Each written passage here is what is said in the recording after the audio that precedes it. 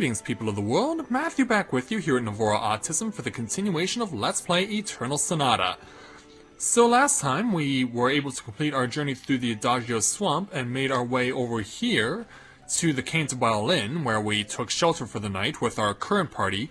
But however, we came to a realization that one of the members of Andantino is not exactly being very honest with us, and so we're gonna find out eventually who that dishonest member of Andantino is. But for right now, we're going to switch out Viola for Allegretto, because Viola just got to level 24 before we arrived here at Cantabile. And so now we are going to make our way to our next destination, and I gave you a bit of a preview of what was to come, and as you can see from the purple layer, it's not going to be pretty. So let's make our way to our next destination.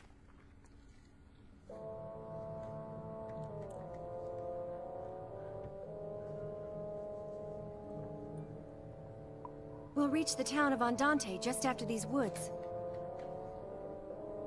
We're finally back home.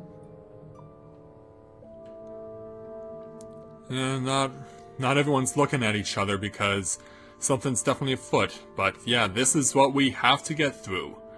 A place with a lot of poisonous mushrooms, poisonous spores, poisonous trees, pretty much poison everything. Even poison water. I don't know if you could see at the bottom there before the camera panned away from it, but yeah, this is all that we have to deal with here at Woodblock Groves. And, to make things worse, during the entire time that we are here, our party will always be poisoned. So, at the start of every battle, at the start of every turn, a character will lose HP. So, definitely something to give you a warning on of what to expect here. So, yeah, we'll also be running into a lot of mushrooms around here. They definitely will be coming in abundance in this place. So, pound you fair and square. Yeah, demonstration that Falsetto has already lost HP because she was poisoned. And like the mushrooms that we saw in Andantino's Secret Passage, these things are quite durable. These guys can take a lot of punishments. So you gotta bring it all the time. Not bad.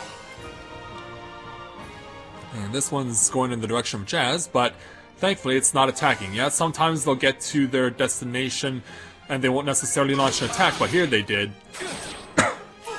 Alright, it's Jazz's turn. And with his every strike counts as 2 hits, it definitely works to his advantage as he is able to get the maximum number of echoes. We couldn't quite kill one of them yet. Oh, but it's a long way for Falsetto to run. Alright, one's eliminated. Are you catching on Alright, yet? now it's Allegretto's turn. And this one's getting woozy. Oh, it only needed one more hit, really? Ah, a double play that was so close from coming to reality, but sadly not. Okay, nothing this way. Yeah, there will be a lot of split paths as well. There will be a lot of ground for us to cover in a very short and small space. Now, we have 3 mushrooms to deal with. Sorry, I'm going to go easy on you. Alright, here we go. Pound away there, Falsetto. I'm serious. Alright, over to Allegretto. Oh, crap. Yeah, that sucks that sometimes they can protect themselves even when their back is turned. That is not cool in my book. Especially when you're trying to win. Ah, can't finish it. Come on, Falsetto. There it goes. Oh, and leaves Allegretto with an opportunity to put a few more echoes in. Here we go. In your eyes, lazy sword of the sun. And away he goes. Here's some good damage. Not bad. Alright, and this mushroom is a bit confused on where to go. This one isn't, though. And this one knew exactly where to go. Like, go! Go, Jazz! Oh, and he's able to reach the one on the right! Heck, I'll take it. I will definitely take it. Well, it's definitely getting woozy. Alright, it's gone. Go! Go, Allegretto! Pound away on that mushroom. Wouldn't necessarily want to make an omelet with this mushroom, but whatever. Yeah, and sometimes it'll inflate itself right at the end of its turn just because it can. Don't understand why, but that's just how it works. Anything that gets in my way is going down. Well, let's see if that does indeed come true. Pound away there, Falsetto. And it does go down. That was a good fight. And as a result, Jazz gains another experience level, so he's now up to 21.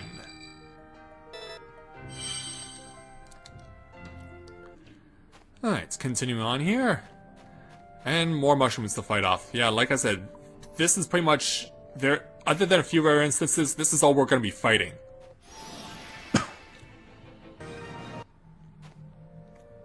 Okay, so with him out of the way, yeah, here is the only guy I ever remember getting the correct score piece on. Yeah, this guy does offer a score piece. I ate a mushroom and now I seem to be paralyzed. My body's tingling all over. Do you think it'll go away if I take a rest? Well, probably not in this place. Hey, would you mind keeping me company while I take a breather?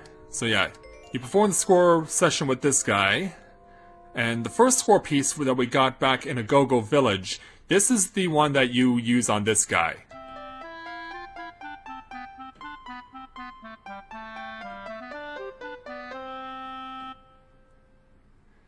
And by virtue of doing this correctly, we get a round of applause. What? That harmony! It's like my mom's casserole surprise. You couldn't tell by looking at it, but it's delicious. And so by playing the correct score piece, we obtain a brilliant brooch. And the brilliant brooch allows you to always use your light abilities when you have it equipped. We're going to put this on Viola. Primarily for the reason that the fact that her light abilities are far superior to her dark abilities. So, let's also, since we do have it, let's give the silver necklace to Falsetto. And now we'll move on. So yeah, we're going to start seeing where these split paths are going to be becoming a bit of a hassle. Do not see anything in there, so let's keep on going. Alright, so continuing on then. I guess we're going to take on you next. And after that last battle, we're going to need to do a bit of healing. And yeah, since I have 52 Club Clovers, we might as well start using them. Kind of makes sense at this point. Alright, so let's now switch things up a bit. We're going to fight... We did say it originally as a giant purple bull, but when they're in the dark, they're these little mini versions. So yeah, they're another one of these enemies that changes their appearance and their stats and their attributes depending on whether they're standing in the light or the shadow. And let's go ahead and damage that one. Now let's see where it goes. Well, it does stay in the dark, which means Jazz gets a shot at it to try and finish it off. And he should, because when they're small, they're incredibly weak. Don't get careless. We're not done yet. No, we're not. In fact, we're far from. So let's get the contents of this treasure chest containing the back sword and a hand sword for Allegretto. So let's go ahead and give it to him. And yeah, I've accumulated a lot of swords. In fact, let me look here. You know what? I'm actually going to equip him with the Crescent Blade because it gives him 10% recovery at the beginning of every turn. So it makes more sense for him to be equipped with this right now, considering where we are, as opposed to any other sword that he could have been equipped with. So drop down, and now we're going to continue. This next section. And here we see a few more split paths. In fact, we see quite a lot of them. Let's see what the best plan of attack here is. I'm going to start with this mushroom at the top, right here. So let's take care of it first. Oh. Yeah, this just became a double play possibility, I do believe, because the way that these mushrooms are lined up, we could cause some really good damage. Let's see how it goes. But we knew we were going to get rid of one of them, and the way that they're currently staggered, I think we just actually threw that opportunity away. Yeah, we did. We're Yeah. Would have been a simple pushover for Allegretto, of course. No double play, unfortunately, but Allegretto does get up to experience level 24. Alright, let's take the middle enemy next, the giant bulb. And hopefully this time we'll actually get it as a bulb. Okay, good. Don't get caught. Let's have Falsetto then go after the little bulb. Chew on that. And then quickly, Allegretto, as fast as you can, get in there and try to finish it off. Right, that's one's gone. Now, for the giant bulb. Yeah, it's so big that Jazz is standing in its shadow, and thus it's gonna use... Jazz uses the shadow ability as opposed to light ability. Right, over to Falsetto. And she's not gonna get much in terms of damage. And I haven't pointed this out yet, but any damage that you score against an enemy that counts as 0 does not count towards your hit total.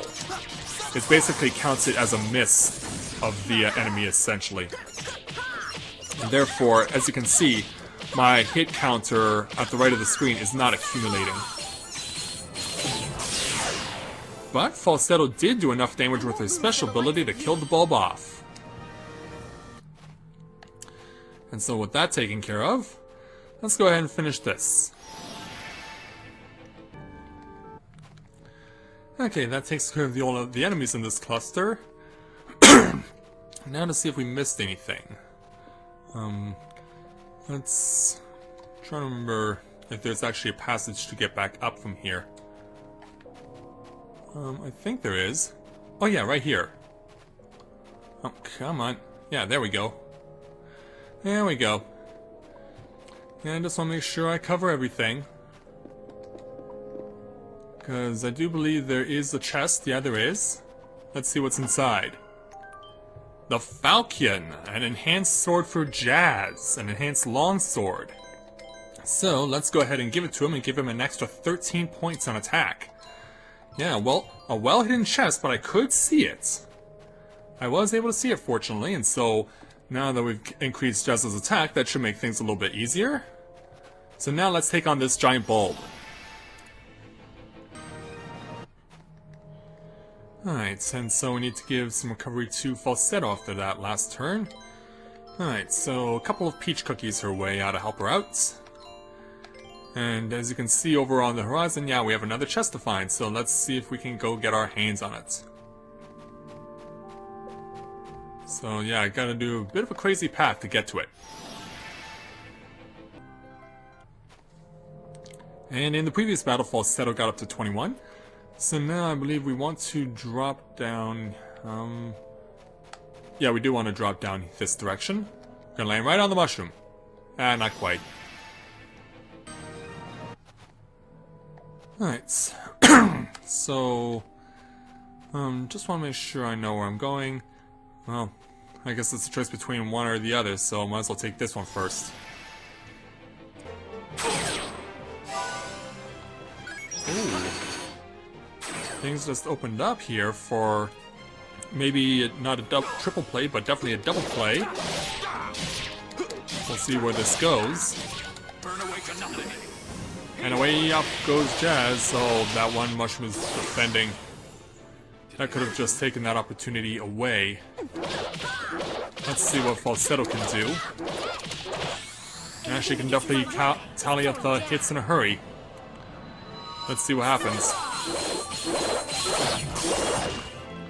I'm serious. Oh, could still happen. One of them's woozy. Let's see what becomes of the other one. As we tally up the hits. One goes down. We get the other. Come on, double play. We haven't had one yet here. And we got it. There's the double play. There's what I've been looking for. Now, we've had a few close calls on double plays here, but we didn't have any until now. There we go. Alright, so here's our treasure chest containing a fencing saber. That's another weapon for Claves, but this one sorry about that. This one works differently than the one she's currently using. As you may notice, she also has a light element attribute to her weapon that she's currently equipped with, the Espada, but the Fencing Saber, on the other hand, has a dark elemental attribute to it, so it can damage light creatures more. So I really don't have preference for either one because, especially where we are right now, since we're fighting the mushrooms and there's really no difference between light and dark on those things, at least I don't think there's any difference between light and dark on those things, I'm not going to even bother using that on them. But we will use a Club Clover to heal Jazz and Falsetto. And then we're going to keep going. Okay, so having taken care of that successfully, let's go now over and eliminate this mushroom. Oh, come on. Okay, we're almost done with this place. Just want to make sure I'm leaving nothing behind here. And in that previous battle, Jazz gained an experience level, and I do see there is a chest over there that I need to get my hands on. But first, let's defeat this bulb. And there could be a double play possibility if we can make it work. Mustn't hesitate. Alright, go, Falsetto. Do what you can. I'm serious. Alright, then Allegretto, you come from the front and what the? Okay, how the heck did we get separation? Because they weren't separated before. These bulbs were not separated before. What happened there? Yeah, I think our double play possibility got taken away, and it did. Oh well. So that means Falsetto's just gonna have to pound away then. Yeah, I do not understand how the Snowclaw caused those two bulbs to separate like that. Because they were right next to each other before she got in there. And she didn't she didn't drive a wedge between those things. Not a chance. Ew. Yeah, exhale. Very foul, malodorous exhale that causes damage against you. But let's see if we can chop this onion and not cry. Well, it's definitely wounded. Hopefully these special abilities from Falsetto will get the job done. And they do. That was perfect. Yeah, it was, because we got the maximum possible amount of experience points we could get in this place. And by so doing, we get this treasure chest containing the Luckless. I believe this is for Viola. It is for Viola, but can it also be... Because, yeah, I know for a fact that Falsetto can wear anything that Viola wears. So, keep that in mind as well, that Falsetto and Viola can wear the same armor. Alright, so, yeah, we've got everything now in here, so it's time for us to go from this second section. And so now as we move on, we're going to get a bit of a cutscene. From here on, the toxins observed from the spores will get even stronger. Everyone put these on. It won't protect us for long, but it should help purify the toxins for a little while. And so, Jazz goes out handing little trinkets to everyone. They're not gas masks, but they are neutralizing stones. These won't completely negate the poison effects, but they will reduce the damage that we take from them at the start of each turn. And for Viola... Hey, you gave me 2 by mistake! Or so you thought. 1 is for Arco, of course. Yeah, he's even given Viola's little pet one of these neutralizing stones. Okay, stick close and keep moving. And that we shall do. So, we have reached halfway here in Woodblock Grove, so let's go ahead and take the save. And so we'll take that save and we'll bring this episode to a close. So I'd like to thank everyone for watching the continuation of Let's Play Eternal Sonata, and when I join you again, we will continue to make our way through the Woodblock Groves as we try and get out of this poisonous forest. So, until next time everyone, this is Matthew at Novora Autism, saying take care, and I'll see you soon.